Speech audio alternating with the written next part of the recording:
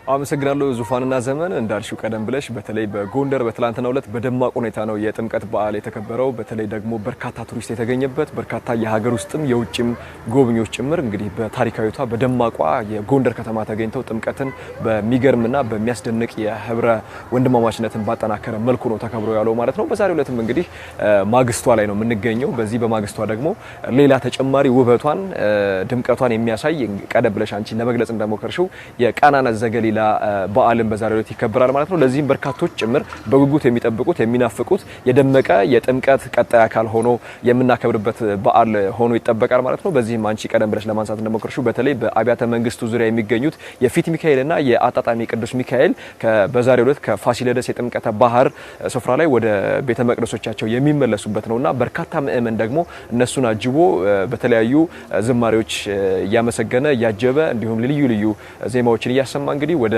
ቤተ መቅደሶቻቸው ይመልሳል ማለት ነው። ይሄም ልዩ ትዕይንተ ህዝብን የሚያጎናጽፍና እንግዲህ ለውጭ ጎብኚዎች ደግሞ በጣም አስደናቂ በጣም የሚያምር ውበት ያለው ነገር እንደሚሰጥ ጭምር ይጠበቃል ማለት ነው።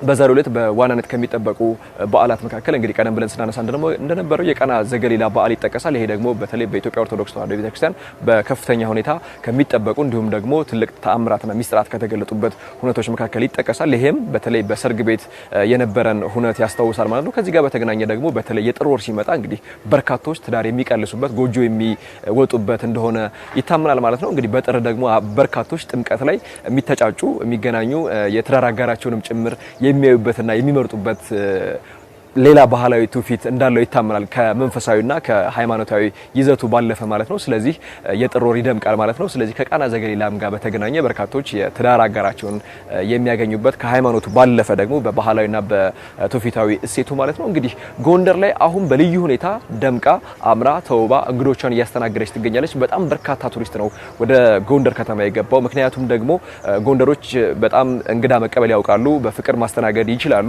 አሁን ላይ ደግሞ የተሰራው የኮሪደር ልማትና የጎንደር አብያተ መንግስታት እድሳት በከፍተኛ ሁኔታ የጎንደርን የቱሪዝም ሁኔታ ወደ ላቀ ደረጃ እንዳሳደገው እኛም መመልከት ይችላል። ምክንያቱም ትላንትና በጎንደር ፋሲለደስ የጥምቀተ ባህር ስፍራ በጣም በርከት ያለ የቱሪስት ቁጥር እንደነበረ መመልከት ይችላል። ያነጋገርኳቸውም የውጭ ሀገር ጎብኚዎች እንደነገሩኝ ይሄ የማይገኝ በተለያዩ ሀገራት ቢፈልጓቸው የሚያገኟቸው በጣም ጥልቅ እሴት፣ ማንነት፣ ባህል፣ ሃይማኖት ያለበት ሀገር እንደሆነ ነግረውኛል ማለት ነው። ይሄ ደግሞ ለኢትዮጵያውያን በጣም ምንም ነገር ሊገልጹት የማይችሉ በጣም ትልቅ እሴት እንደሆነ ገልጸውልኛል ማለት ነው። ይሄንን ደግሞ ወደ ላቀ ደረጃ ማሳደግ የኢኮኖሚ ተጠቃሚነታችንን እንድናረጋግጥ በተለይ ደግሞ ከቱሪዝሙ አንጻር እንድንጠቀምበት ይገባል ማለት ነው። እንግዲህ መንግስትም በተለይ ደግሞ በ10 ዓመቱ የልማት እቅድ ውስጥ ከአካተታቸውና ዋና የኢኮኖሚ ምሰሶ ናቸው ብሎ ካሰባቸው ጉዳዮች መካከል የቱሪዝሙ መስክ ይጠቀሳል ማለት ነው። በቱሪዝሙ ውስጥ ደግሞ እንግዲህ እንደ ጥምቀት ያሉ በተለይ እንደ ጎንደር ያሉ ከተሞችንም ጭምር ያላቸውን ሀብቶች በማስተሳሰር በማደስ በመጥረግ እንዲሁም ደግሞ ከዚህ ቀደም ከነበረባቸው የእርጅና የድባቴ መንፈስ በማውጣት አሁን ወደ ላቀ ደረጃ በማሸጋገር እንግዲህ የኢኮኖሚ ተጠቃሚነትን የጎንደርንም ከተማ እንግዲህ እርጅናዋንም በመግለጽ ጭምር ወደ ላቀ ደረጃ የደረሰችበት የኮሪደር ልማቷም በከፍተኛ ሁኔታ የተሳለጠበትና ለቱሪስቶች ምቹ ጎዳናዎቿ ጭምር ለዜጎቿም ለማንኛውም ሰው ሁሉ ማራኪ ሆኖ መገለጣቸው እንግዲህ የዘንድሮውን የጥምቀት በዓል ልዩ እንዳደረገው መመልከት ይችላል ማለት ነው። በኋላ ላይ ደግሞ እንግዲህ በርከት ያሉ የዜጎች የቃና ዘገሊላን በዓል እንደሚያከብሩ ይጠበቃል። ለሰዓቱ ያስኩት መረጃ ይሄን ይመስላል።